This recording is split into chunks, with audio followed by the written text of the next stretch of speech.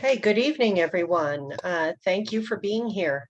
My name is Beth Hendricks. I'm the Executive Director of the League of Women Voters of Colorado. For 102 years, we have been empowering voters and defending democracy. And we can't do that without affordable and accessible housing. So thank you all for being here. That affordable and accessible housing is a major priority of the League of Women Voters. I'd like to thank Kathy Smith for her help in putting this together. Kathy is one of our highly trained volunteer lobbyists who works on our Legislative Action Committee under Dr. Tony Larson and Andrea Wilkins, who are also here tonight. So without further ado, I would like to turn this over to our partner from 9 to 5 Colorado, Sisaya Wadarama Trejo, who is going to introduce this evening in a much better and more conclusive way than I can. So, Sisaya. Hi, good evening, everyone. It's Cecia, but please excuse me. I apologize. It's okay. Apology accepted. Good evening, everyone. My name is Cecia Guadarrama Trejo. My pronouns are she, her, hers, and I'm the Associate Director for 9 to 5 Colorado. We are a statewide economic justice organization. We work through issue-based advocacy, community grassroots organizing, and community education through a gender and race lens. And I can talk a little bit about what mobile homes are or manufactured housing is. And just to give you kind of like the technical background, you often hear the term mobile home or manufactured home used interchangeably. The term mobile home is actually a misnomer because mobile homes can't really be moved. They are prefabricated homes that are really meant to be set in the foundation that they're placed in. It's really expensive to move homes. It can cost anywhere from $10,000 to $20,000 to move a home, and there's really nowhere to move them to. And really the big technical difference is that mobile homes are anything that was built pre-1976.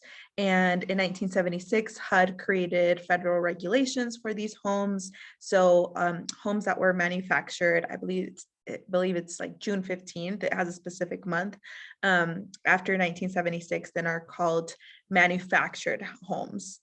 That's the actual terminology for it, but we often use these terms interchangeably.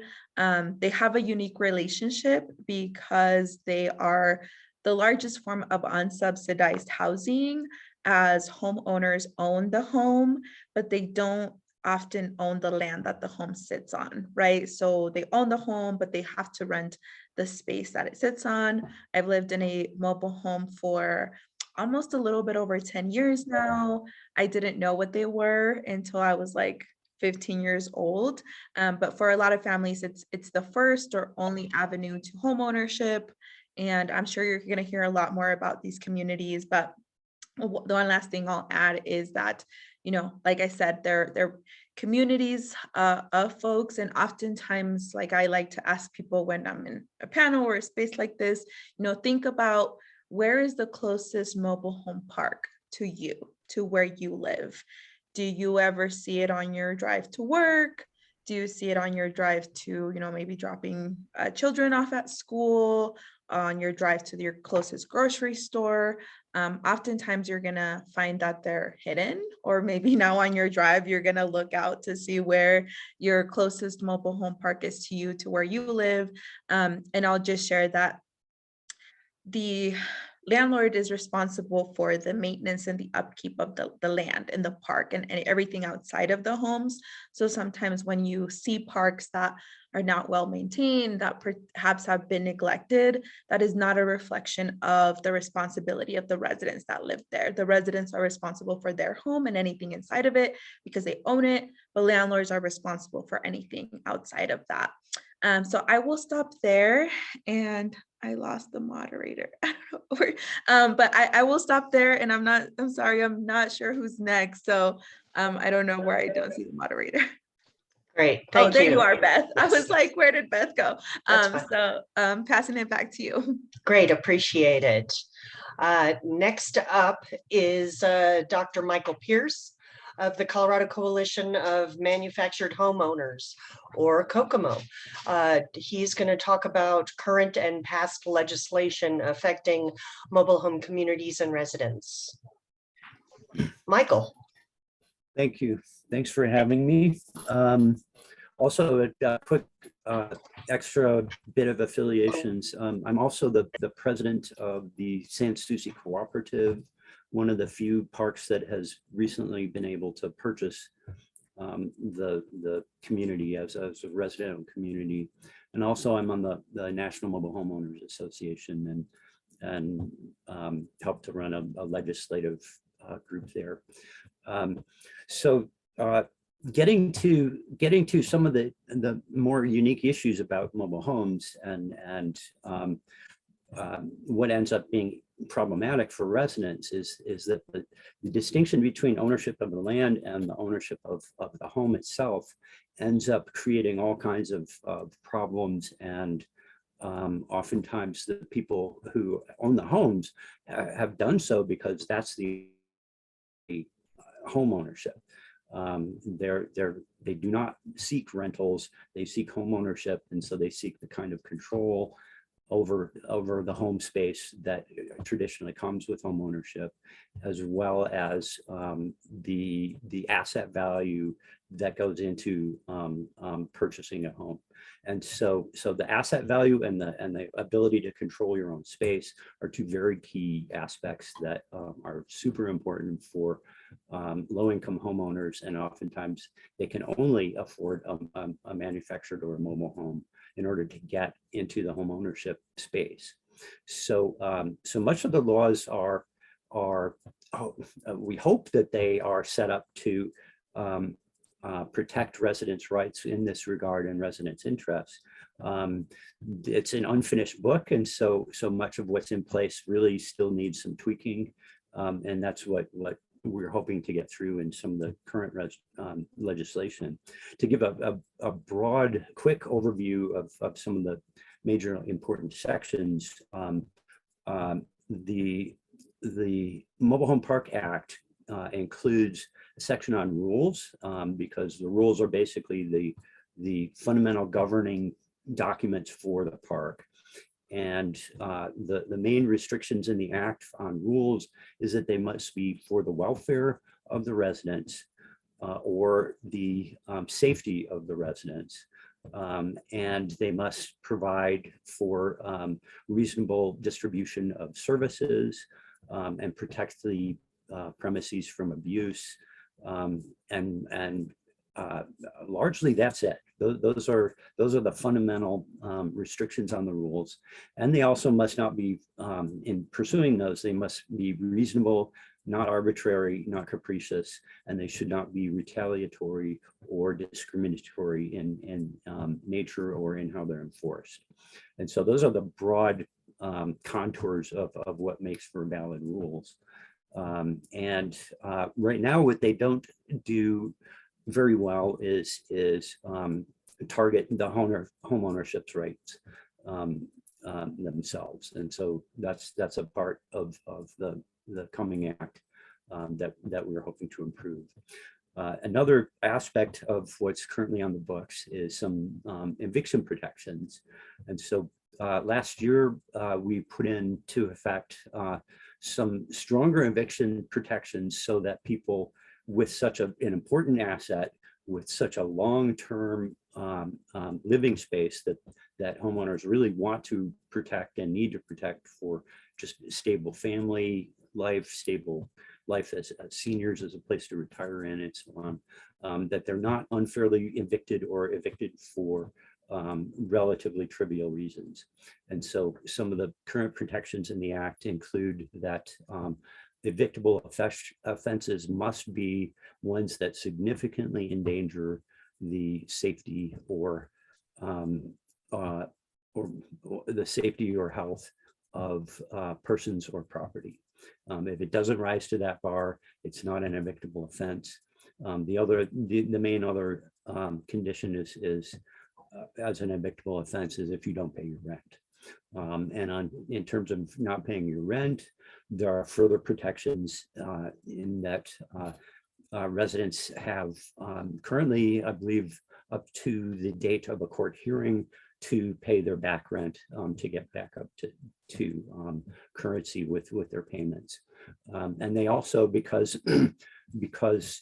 previously the eviction regulations were super fast and super strict. You could be evicted from your home within very few days, lose this immense asset, and have to leave and lose that huge amount of value.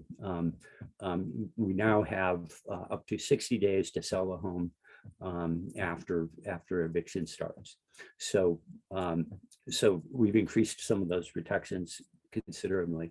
There's also a habitability section where the landlord is responsible for major upkeep of the park, including most importantly, making sure that the park infrastructure, the roads are passable, the water system is up to speed, so that residents are getting potable water, and so they don't go without water or sewer service for long extended periods without some kind of compensation for going out for losing those services, and without some kind of reasonable alternative source of water being brought in. Michael, I'm sorry to interrupt. Representative Bazenecker just buzzed in, and I thought that maybe we should let him speak about current legislation, since he may very well be on a timeline, if you don't mind. Sure, be happy to cede. Great, appreciate it. Thank you. Representative Bazenecker, are you here and ready? I am. Thanks, Beth. Excellent. Appreciate the opportunity to join you all tonight. And it's just wonderful to see so many friendly and familiar faces on the call. So thanks for the opportunity to join you. And I just would be remiss if I didn't start by saying thank you to Cecia and 9 to 5 who are here on the call tonight, Megan with Together Colorado, Mike with Kokomo, and just so many wonderful community partners that are working in this space. And I just appreciate the opportunity to share a little bit about what I'm working with this session. Beth, is it helpful if I just go through 1287, or where would you like me to start? I'm all yours for a little bit. I have another bill up in committee yet this evening, but I have a window of opportunity here. 1287 is great, but really as much as you can fit in is excellent. Perfect.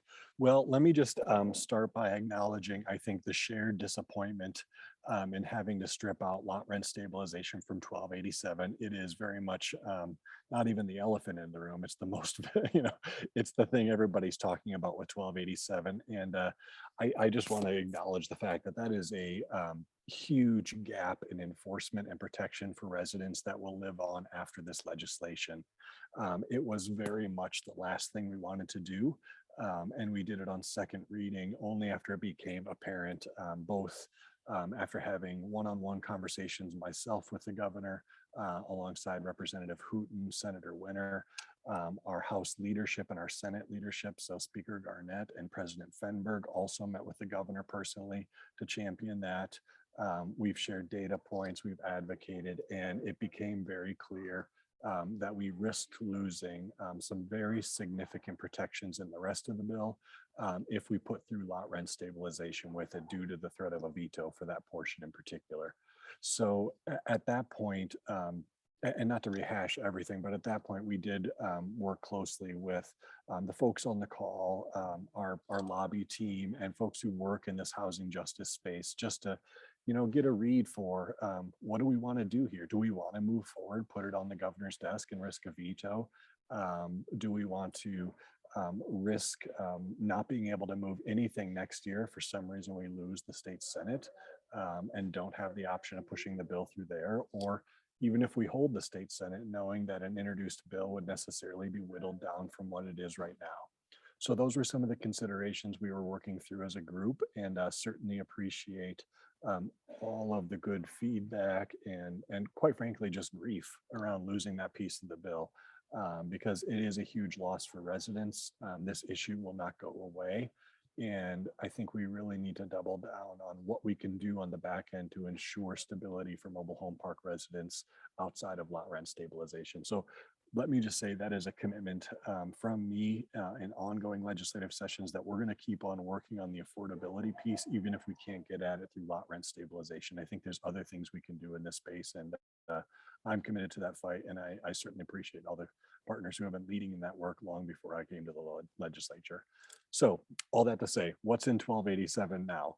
A lot of good stuff. And I don't mean to cheerlead without reason, because there are a lot of really good protections still in the bill that we think are critical to ensuring stability for mobile home park residents. I'll go through a few of them, and then I'm certainly happy to answer questions or anything that would be helpful to just sort of refine the scope of what's still in there. Some of the big pieces that are in there. As Michael might have mentioned, right now, the opportunity to purchase window for mobile home park residents is basically 90 days. And that is a very tight window to organize a multi-million-dollar transaction with your neighbors. I often think of it like this. If I was trying to organize, the purchase of my neighborhood, and I had to go around to all my neighbors, organize. Sorry, that's me. Hang on one second. I'll move to a different, quieter place.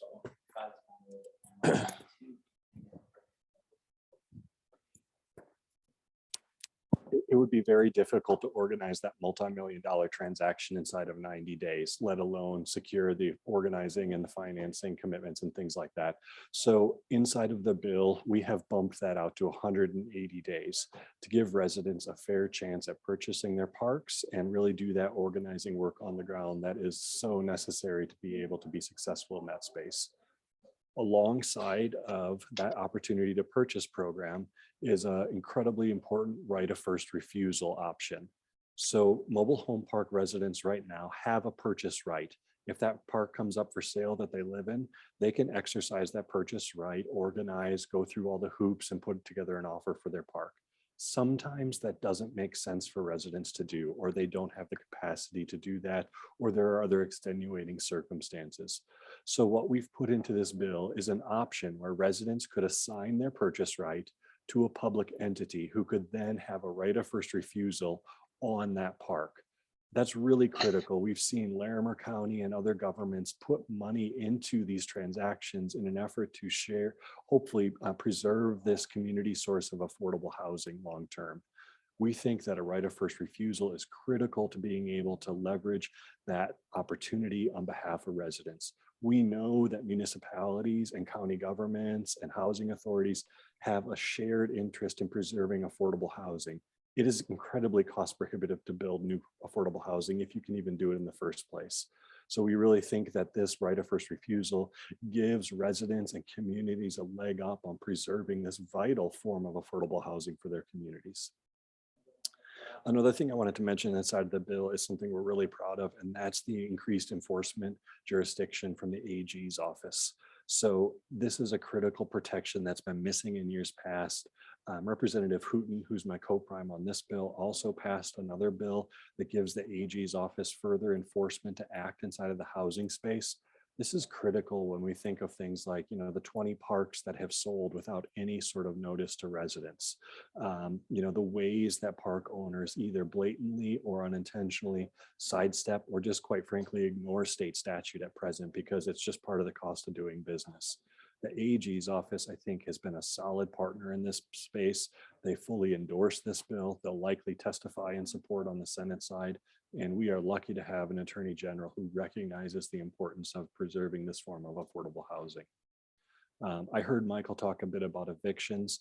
One of the things we hear quite frequently, and I know it's no surprise to Cecia and Megan and others on the call, is the threat of eviction for non-evictable offenses. So this is often used as an intimidation tool, or often as a tool, to get residents to move or comply or do whatever it is the park owner wants them to do. We've put some pretty good guardrails and some fines around those actions. Residents have every right to live in their communities without the threats of eviction for non-evictable offenses. And we think that that form of intimidation absolutely needs to stop, full stop. Other things that are in the bill that I think are helpful. There's a lot in there that we initially proposed as sort of a backstop to lot rent stabilization so that park owners couldn't use rules and regulations to drive revenue or to recoup what they would perceive as losses from lot rent stabilization. Those protections will remain in the bill. And Mike was really helpful in sort of shaping that language. But the basic gist is this: we don't want your park owner to enact a bunch of costly rules and regulations that are really just money in their pockets and don't really tie into community health or safety. You know, there are some, I think, very agreeable and understandable reasons why a park rule would exist. And then there's what we see in like my community where a resident has been forced to paint their mobile home 3 times because the first 2 times the park owner didn't like the color. And eventually the resident actually walked away. So I think there's a lot of concern around that. Other things I think of note, the notices is important. You know, we know that providing bilingual notices are critical. And so this will require that notices and information be posted in both English and Spanish. The relocation assistance is probably the last thing I just want to mention here. So when we get this bill passed in the Senate, and I'm saying when because it's going to happen, y'all, and I'm an optimist even in spite of our challenges. It will include the nation's strongest relocation assistance provisions. So right now, a park owner is required to give 12 months notice to residents if they're going to change the use of their park. We provide for a number of ways that residents would be able to either receive fair market value of their home in place, a cash payout if for some reason the home is below whatever, you know, that cash amount would be. And I think we've set it at $7,500 and $9,000 for single wide and double wide, but I would have to double check that. That's basically an insurance policy for homes that perhaps don't meet that valuation point, or the park owner would have to pay for the relocation of that home. And I think that's critical as well. So we know that moving a mobile home is next to impossible for a number of reasons. Even if it's not physically possible, it's incredibly cost prohibitive to do so. We want to make sure that if the park owner is going to change the use of that land, that residents have an opportunity to receive compensation for their loss of equity in their homes, whatever that might be. And we give residents the choice for how to navigate that process. Beth, I feel like I've shared a lot of information. I'm talking a lot. I'm happy to answer questions, but I think that's the gist of what I want to communicate. And let me just close with this. We are communicating to our Senate friends, to the office of the governor, that the bill needs to pass as it is now. Our opposition has had 4 months to engage in this space, and we have received 0 in the way of substantive feedback. And so our intention is to pass this bill as it is now, the exception being if we need to correct something for the benefit of residents. Excellent. Thank you so much. We appreciate your time and information. Are there any questions here for the representative? Heather. It's not really a question. Thank you for having me, everyone. I'm happy to be here. I just wanted to say, yes, the lot rent stabilization is, you know, I'm not gonna lie, a bummer, but a win is still a win, and we can still go forward and fight for this and continue our hard work.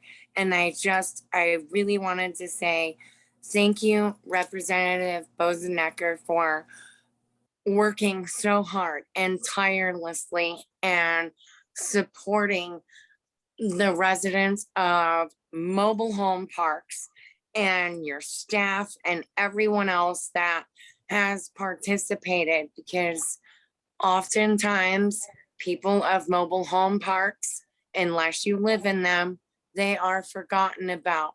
So the fact that we have all these wonderful people from different offices, including representatives of state and Senate, that are fighting on our behalf, it really is amazing, and it warms my heart, and I can't say thank you enough. Well, thank you, Heather. And if I recall right, you testified in committee. And I did. I just Oh. want to say thank you because, this is your bill, and it wouldn't be possible without, our community partners, without all the good organizing work that 9 to 5 has done over the years, without the successful process that Mike has navigated. I mean, without the advocacy and work of the league in this space. I hope that you hear your story in this bill and your concerns in this bill. And of course, we didn't get them all. And we're going to come back and keep working on this issue. I think one of the issues we absolutely need to address is this business of chattel loans and mobile homes being classified as, the same as my boat, for example. That's ridiculous. These are your Yes. homes. And it's a predatory practice, but we're going to get there, right? We're going to get this one across, and then we're going to look at what we can do next year to really provide any additional relief that's possible. Absolutely. And I have total faith in you and everyone else. And I fully intend on continuing to participate and advocate and do everything I possibly can to not just for myself, but so many of my neighbors that need the help and other mobile home parks. Because, it's the right thing to do. Everybody deserves affordable housing and dignity. I couldn't say it any better. Thank you, Heather. Thank you. Thank you. Stay safe. Kathy. Thank you, Representative Basic. I really appreciate everything you're doing. Was wondering what the chances are of getting some extra stuff into the bill in the Senate, or getting some stuff back in. For example, the ability of cities or nonprofits to make complaints to the state oversight program. And for new things, since the rent stabilization didn't get in, trying to really name it as a park-wide possible retaliation, some guardrails around that. Yeah, thank you, Kathy, and wonderful to see you. I appreciate all of your work. So we do have some amendments drafted that would add in standing. So the way we're standing for non-owner residents inside of DREP is basically what that revolves down or boils down to. And then also like nonprofits, other entities as well. The challenge at this point is simply funding. So those things will most likely drive a cost. Now, in any other bill, it's not a problem. And in any other point in the year, it's not a problem. But we've already gone through our budget prioritization process as a caucus. So a lot of our funds that are available for bills are already spoken for. I have been in conversation with the Office of the Governor, as well as the chair of the Joint Budget Committee here to see what might be possible. I've got a cost from DOLA. It looks like about $100,000 that would be an ongoing cost. There's a couple different ways that we could potentially pay for that. So it's too early to say, but I've got the amendment drafted because if we can move on it, we'll offer it right away. That would happen in Senate committee. If it doesn't happen, I'm happy to look at what we can do next year, knowing that the fiscal cost is relatively low for the protections that it would give residents across the park. So that's really the, I don't want to say game at this point, but the strategy is that where we're at in the process, anything that's going to drive a fiscal cost could bump the bill back or reroute the bill, or worst case scenario becomes an unfunded mandate, which is not possible as well. So those are the considerations, but I do want to state my commitment for beefing up wherever we can inside of the bill without lot rent stabilization in there. One piece I did want to mention that is important. What is still in the bill is a protection for residents. So if a park is, I'm going to say out of compliance, but our DOLA friends would use a different phrase. If a park has like an open finding against them from the DREP program, they cannot raise rent in that park. So until they're back into compliance. So that is something that remains in the bill. That will stay in the bill. I think it's a critical protection for residents, especially in situations where a park is a bad actor and has a number of complaints that have not been resolved by park ownership.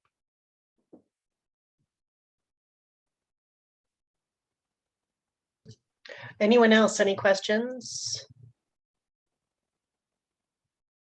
I have a question. I'm sorry, I couldn't get it to go for my hand raising. That's good. Okay, so let me see what I was going to think. I'm sorry. What do you mean if they're not in compliance? Do you mean if they're not paying that money they're supposed to pay? Or is it just any of the compliant complaints that we have had with DREP or we've had with Kokomo and so on and so on? Because we've not gotten word back from most of these complaints we have filed. Yeah, Paula, and I really appreciate that question. So on a high level, it would not apply to just an open complaint, right? So like a resident complains, that would not be a reason for rent to not be increased. But if there was a finding, for example,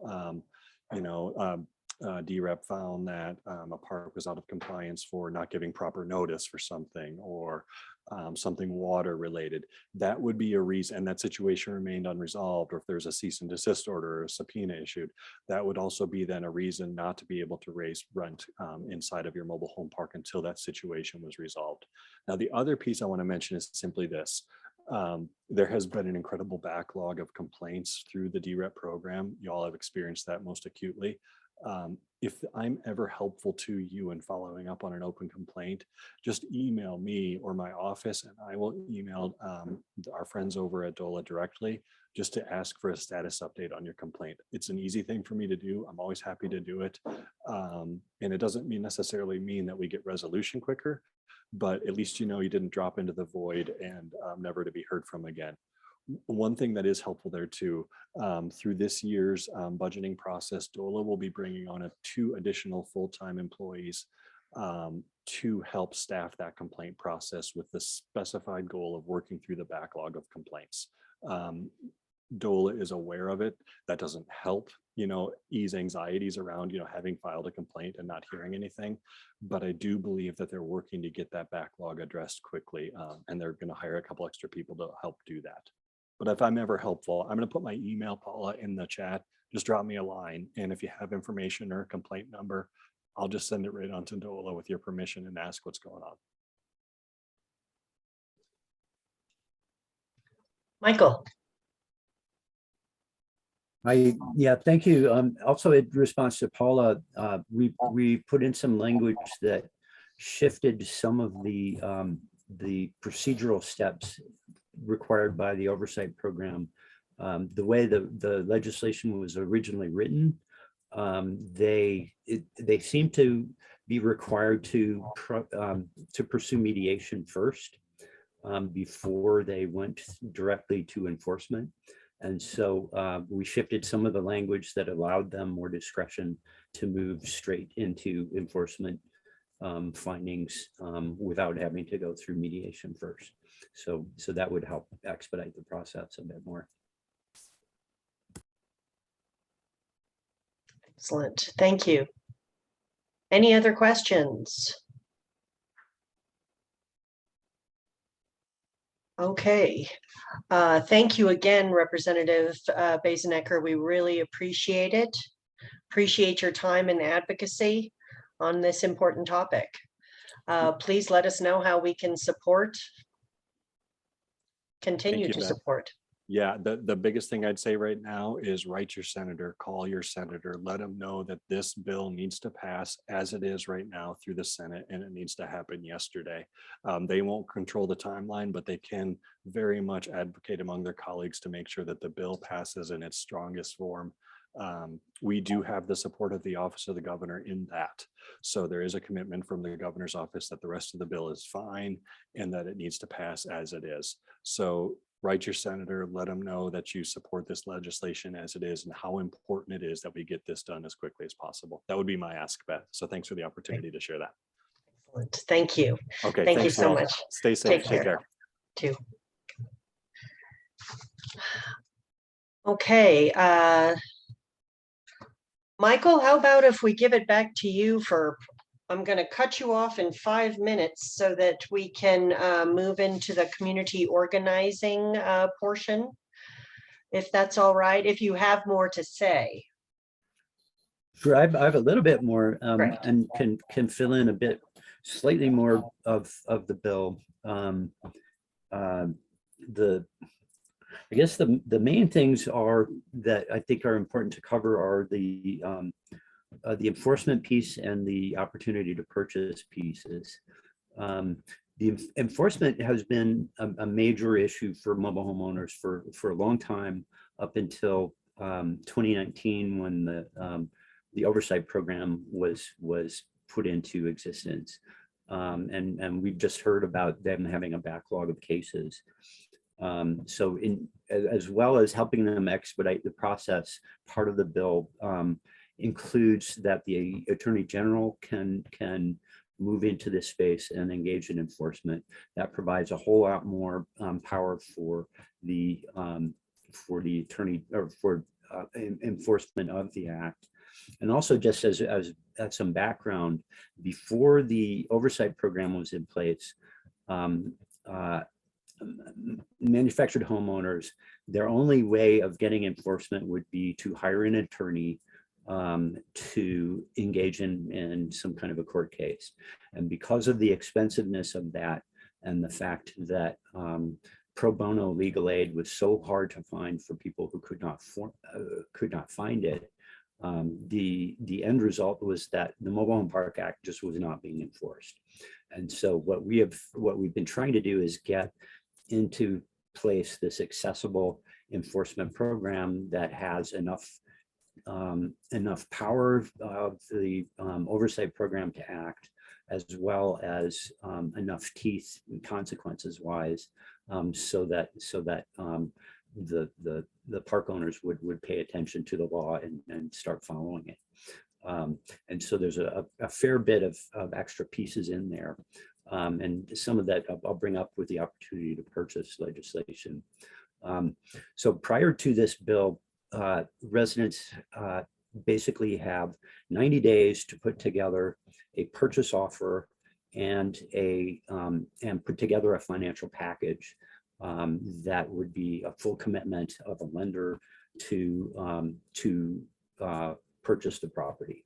And so that 90-day window, as Representative Baisnicker brought up, is an incredibly short window for that to happen. It's already quite a challenge to get people organized within a park to even recognize that this is an opportunity, that there are helpful organizations who can steer them through the process, that there are lenders who are available to help fund a purchase, and so on. So it's challenging enough to organize folks. It's also challenging to actually get that money in place. And put together a purchase offer within that tight 90-day window. And so a major part of this is extending both the window and relaxing the standards that residents have to have when they put in a purchase offer. They don't have to have a binding financial commitment. They just have to have something more similar to what a regular homeowner would have to show when they put in a purchase offer for a place. So that they're allowed the due diligence process that goes through the purchase and sale agreement. And they've got at least the time to go through that. Another set of criteria that we were hoping to make sure is in place is that there's better, more reasonable negotiations with the landlord. So some of the problems we've been seeing is that landlords have effectively just snowballed or just stonewalled the process. So they would refuse offers from the residents, and they wouldn't say why. They wouldn't say what would be an acceptable offer. They just said no. Oftentimes they also would delay the process and do other things that would make it very difficult for residents to get in a final offer within their 90-day period. So some increased some things we put in that help residents better are some strictures on what it would take to provide fair and reasonable negotiation, namely just spelling out what kinds of conditions the landlord would accept as an offer, and be clear as with regard to what the competing offers are, so that residents have a fair chance to meet those competing offers. And then finally, getting back to the enforcement piece, a major setback for residents has been that there hasn't been really any teeth to the enforcement side. So there's a law that says that residents have these rights, but if those rights are violated, there's no consequences that have been spelled out in the current act that affect the landlord in any significant way. And so some of what's in the current act are fines for not abiding by the current not respecting the residents' rights to fair negotiating process, adequate notice that the park is for sale, and so on, as well as the ability for the title to the park to be challenged and so effectively put on hold until a dispute with regard to whether or not the act has been followed has been resolved. So those are some really important extra factors in there that beef up the enforcement side so that residents have their rights respected in such a way that's accessible to them as low-income folks who can't afford attorneys, and that strengthens their ability to turn a park into one where it is managed on the behalf of the residents rather than on behalf of an owner who oftentimes doesn't have the same interests in keeping homes stable for the residents that we would like to see for low-income manufactured home park owners or homeowners. Excellent. Thank you so much for that, Dr. Pierce. Appreciate that. Now I'd like to bring Cecia back along with Megan Carrier, the Deputy Director of Together Colorado. And they will talk about community organizing in mobile park communities. Cecia, Megan? Yeah, Megan, do you want me to start off or do you want Sure, to? go ahead, Cecia, then I can follow up. Okay, sounds great. I will try to not take up as much time so that y'all can have time as well. But yeah, 9 to 5 has been organizing in mobile home communities since 2015. The first time we started to organize in these communities was the fact that there were 2 parks in Southwest Denver where a lot of our members lived. At the time, we were working on an affordable transit campaign. Denver still probably has one of the most expensive public transit systems in the country compared to similar size cities. And we were really fighting for an income-based bus pass, which we won in 2019, and to continue to save the routes that oftentimes RTD was cutting in the neighborhoods where our members lived, and they needed those buses to get to work, to get to school. So our members that were working in that campaign to save those bus routes from being closed down lived in these 2 parks that were going to be closing down. And that was really our introduction. At that point, it was too late to do anything else besides fighting for relocation assistance, which is why this is really this protection, particularly in 1287, is really important, because right now nothing in the law says that there's any form of compensation for when a park closure happens. And we kind of had to mobilize and organize very quickly to get funding from different places, the city, philanthropy, and it's a really hard process for residents. It's very thorough, and because of immigration status or mixed income status, it can be a challenge for folks to actually get compensation. And then we started to organize and kind of became this like unofficial mobile home hotline across Colorado, where a lot of folks would call us because usually what happens is when that park closed, a lot of those residents moved to other mobile home parks in Aurora in Adams County, and then they started to face other issues in the parks that they had moved to. One of them in particular was around maintenance issues, constantly having water shutoffs without notice, sometimes like potential gas leaks without like the proper maintenance from a landlord when things like that happened. And so a lot of you might have heard about Denver Meadows, mobile home park in Aurora that we organized in for 3 years.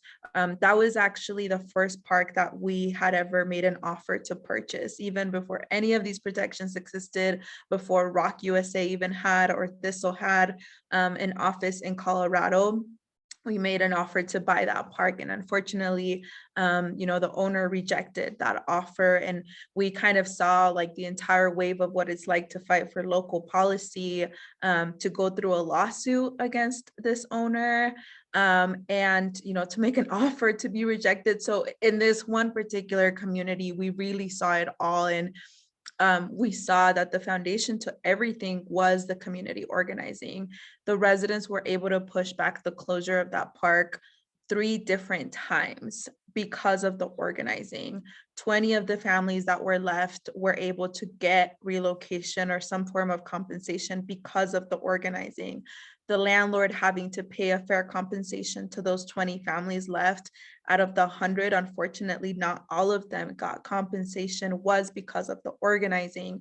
The lawsuit that we were able to file and get a settlement for, because the landlord knew he was going to lose if we continued, was because of the organizing. I think for us, yes, passing the policies and, fighting at the court, they're definitely tools and avenues, but they're not sustainable without the organizing. The only reason why they happen and they're successful is because you have to do the work and the organizing on the ground. And we're learning right now with opportunity to purchase. As we know, when we work on policies, that is one piece of the work, but the implementation phase and the continued work is the entire other phase, right? And that is part of the organizing on the ground. So I will stop there. I will leave y'all with, we are going to be having a partnership of a documentary called A Decent Home, which maybe some of you have already watched at this point, but A Decent Home documentary features the story of Denver Meadows, the story of another park that was bought by a corporate investor, these corporate investors that are coming into Colorado to really show the fights and the lives of these residents.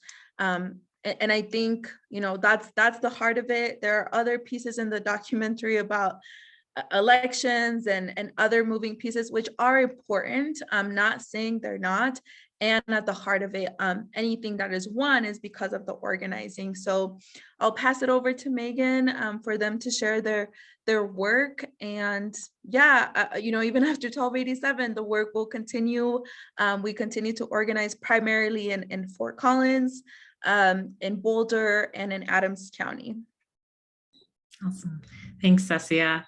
Good evening. Again, my name is Megan Carrier. I'm the Deputy Director of Together Colorado. Together Colorado is a statewide organization. We do grassroots community-based organizing. We're multiracial, multi-faith, and really have a radical commitment to the training and just the development, the training, and just equipping leaders, that's our grassroots membership, with the power to effectively dismantle systems of structural racism and really work towards building the beloved community. At Together Colorado, we work on many different issues, but affordable housing is one of our largest that spans the entire state, and mobile home parks are a piece of that. We haven't been working in mobile home parks as long as 9 to 5 and have just greatly appreciated our partnership and learning with and from them. We started working Together Colorado in mobile home parks because of a congregation we work in Lafayette, a small town with 6-7 parks, mobile home parks in that one community. And the congregation we were organizing in, about a third of the membership live in a couple of the biggest mobile home parks. And this was before a lot of the protections started to get passed, and folks were experiencing a lot of the same abuses and practices that Cecia lifted up around water, huge rent increases, just non-maintenance of the park, And just what Rep. Basenegger said, I know of folks who've had to paint their home like every single year a different color, and it's super expensive, or so just a lot of these abuses and pieces. So we started organizing folks because we had this constituency of people who said, this can't be just. And so a lot of our mobile home park work specifically is in Lafayette and then in some parts of Jefferson County. And I guess before I kind of switch over and bring in an incredible resident of a mobile home park, I just want to say the way we operate at Together Colorado is that like we believe that no matter your color, your background, your zip code, how much is in your wallet, that everyone, no exception, every single person in Colorado and the United States deserves to have a place to call home, somewhere where they can lay their head at night and grow their family, make memories. And so for us, this is when these corporations come in and they buy out these parks, when we have outside interest groups pushing to remove lot rent stabilization, which is the number one thing I hear every time from our membership, we know that this is a violation of our values, and knowing that if we believe that housing is a human right, a human value, that we all have the opportunity and the invitation to work so that we all have a place to call home. So that's kind of the high level of what we do at Together Colorado and our organizing. But I would like to, I think, just to get down to the nitty gritty of what does this look like? Joyce Tanner was gracious enough to join us. I get to work with Joyce and her cooperative in Golden Hills in the city of Golden. And this is an example of a group of folks who had to organize fast to get their cooperative formed, get money to put up offers, and they've put up several offers. But I want to just invite Joyce into the space and really have her offer the example of why community organizing, as Cecia was sharing, is so important and fundamental to doing this work. If we aren't building the grassroots power and having the people power to move at the state and the city level, we're actually, this could be a really hard fight. So Joyce, I don't know if you wanted to share a couple words of who you are and what got you into being the president of the cooperative. Sure. Thanks. Thanks for asking me to join. And I appreciate all the work everyone's doing in this space. You know, what brought me here was it was surprising living in a mobile home park, and the park went up for sale, and it's a pretty small park, a little under 40 units. And I mean, what that's looked like in the last year is, I would just say, imagine whether you live in a mobile home park, you know, a home, an apartment, a yurt in a commune.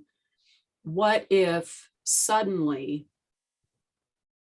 you didn't own the land that you lived on, you owned the structure, and you knew that who was going to govern that was going to change?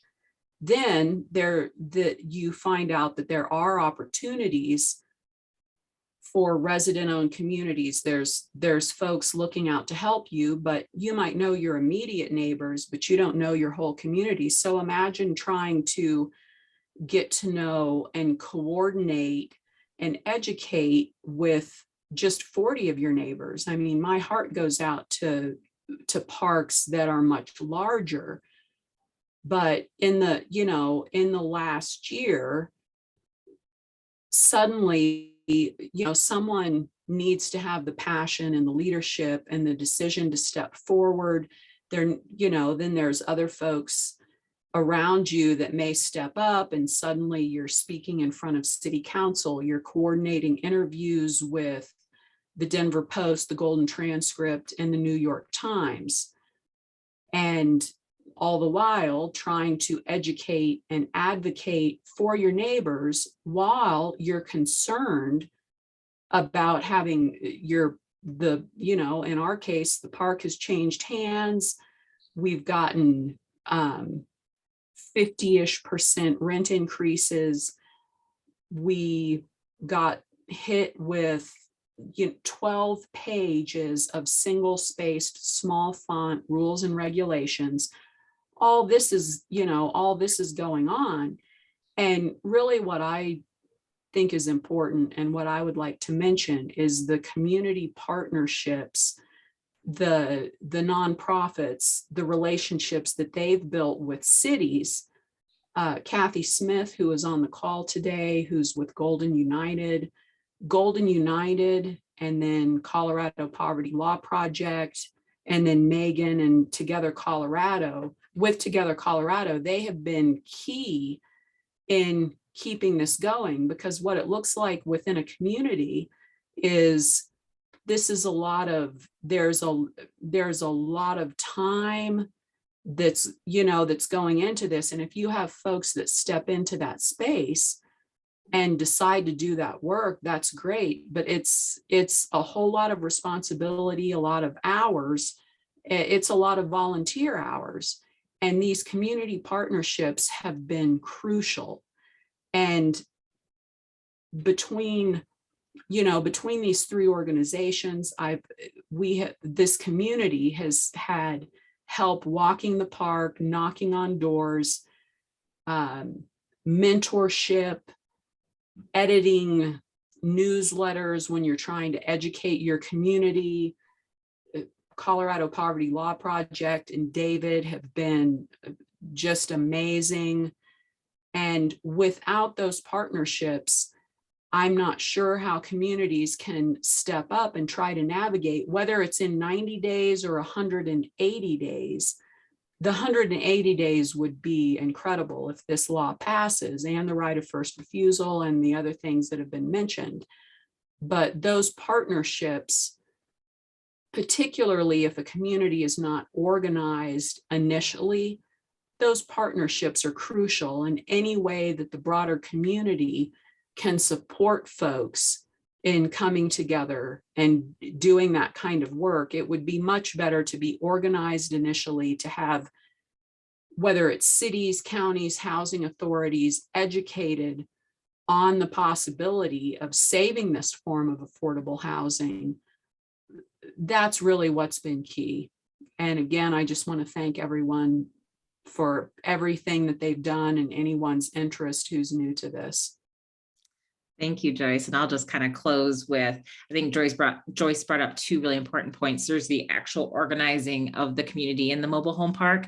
And then there's the organizing of partnerships and public officials who often are very uneducated about mobile home parks. Like what Cecia opened up with, they wouldn't know the difference, especially a lot of folks don't realize mobile home parks or mobile homes aren't mobile or manufactured homes. And so the opportunity for allies on the call today, or folks who in the League of Women Voters who really support this work, is to help spread the word, to educate other public officials, find out how you might be able to be good partners, good allies with mobile home parks. And then I would say number one, like Senator Basin-Necker really pushed us today, is please call, actually email or tweet. Their voicemails get clogged up pretty fast. So if you email or tweet your senator to say, please pass 1287 as is, we need to protect the rights of mobile home park owners. Those are some huge ways you can help advocate to move this bill forward, but also improve the protections of our neighbors in our community. Great. Thanks so much, Megan. Cecia, is there anything you'd like to say to close up? Great. Yes, I would. Yeah, and I definitely thank you, Joyce, for being here and sharing your story and all the efforts that you're doing to organize your community.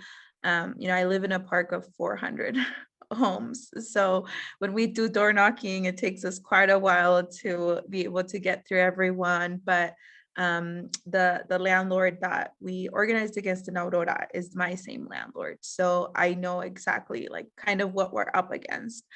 And, been organizing in these two parks in Durango that have been going up for sale and going up against these companies is extremely challenging.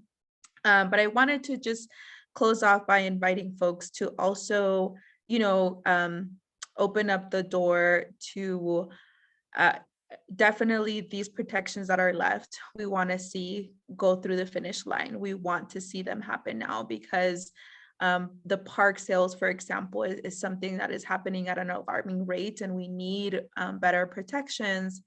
And I also want to invite folks to think about, what it looks like to have public accountability for our governor, because we had the support to have lot rent stabilization in both chambers. And the only reason it had to come out was because of one person, one pen, one signature.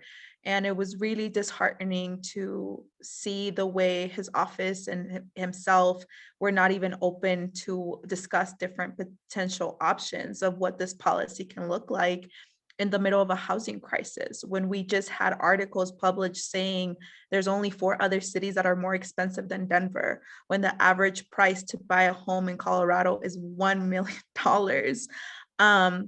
It's, it just was really disheartening. And so I opened the door because I think that is important. I think the governor needs to hear and listen that this is a real issue for residents, that this is happening to communities, that rent increases, egregious rent increases will inevitably cause displacement.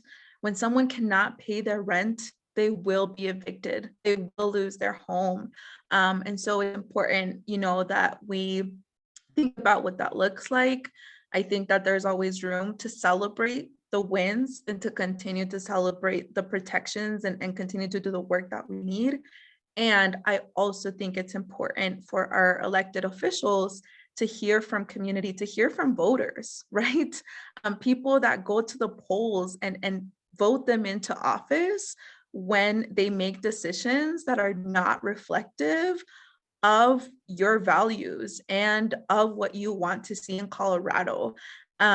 Because for a lot of us, Colorado is home, but that is not going to continue to be the reality if we don't and are not willing to put bold protections for the most vulnerable. So I just wanted to close by saying that, and we look forward. There's still some days left in session, so we're still working very hard to make it to the finish line. And thank you so much for the invitation.